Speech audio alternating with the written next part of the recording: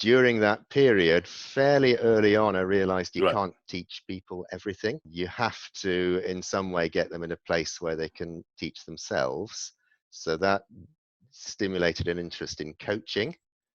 My first wife had retrained as a life coach. I had some life coaching, and the very first thing I read about life coaching from the coach said the client, Doug, remains entirely responsible for all of his actions, Right. omissions, and their consequences. I liked that idea in terms of empowering the client. I also liked it from the perspective of the coach, saying, I don't need to worry whether he or she does what he or she said she would. And I guess that was quite parallel with students, because most students will engage. A minority are incredibly hard to engage, and they're going to fail their exams. And as a tutor, you just have to relax about that and say, okay, you can lead a horse to water, but you cannot make it drink. So that made me appreciate there's a significant coaching motivation element to all teaching at its best, I feel. And I've been learning more about coaching since, and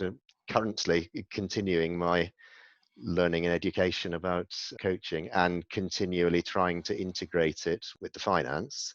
I like to believe everybody has the other motivation within them and you can evoke it. However, I guess it's a matter of, if you've got an assessment, until people are reassured they'll pass the assessment, and until you can show them that's just a starting point, it's a bit like passing your basic driving test. So much more to learn. And I guess that's the best thing one can do to stimulate that, is get a recent ex-student and say, here's how I got through my assessments, my exams. However, here are all the things I've learned since. This is just one step on a very long journey. Or to put it in a more negative way, you're at the bottom of another extremely long and greasy pole, because all of that knowledge is just assumed, as you were mentioning before we started, that's a minimum.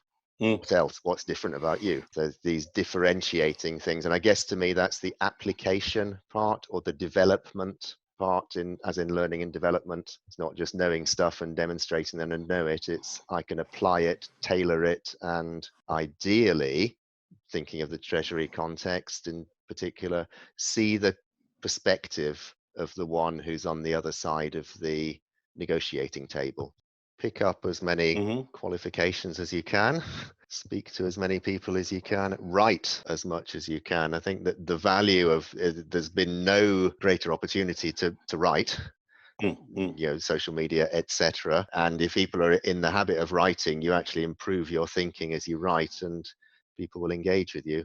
I guess it's appropriate engagement and responses, and it's always have a plan, any plan. In other words, if I'm motivated, if I'm switched on, if I've got a sense of movement and direction, then I'm going to move purposefully.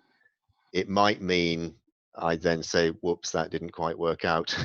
Let's backpedal, or let's take a different tack. But to be moving with a sense of purpose and long and short term goals, and let yourself change your mind appropriately as well. So I mean, this is the real tricky bit, is don't do things for too long, but don't ship out too quickly either.